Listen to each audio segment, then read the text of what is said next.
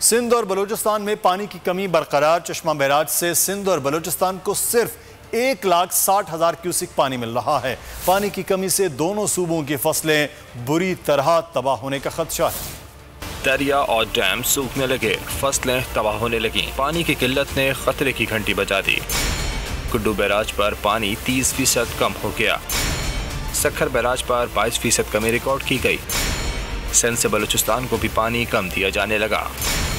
महकमा आबपाशी के मुताबिक चश्मा बैराज से सिंध को 1,90,000 क्यूसेक और बलूचिस्तान को 14,000 क्यूसेक पानी जारी होना चाहिए।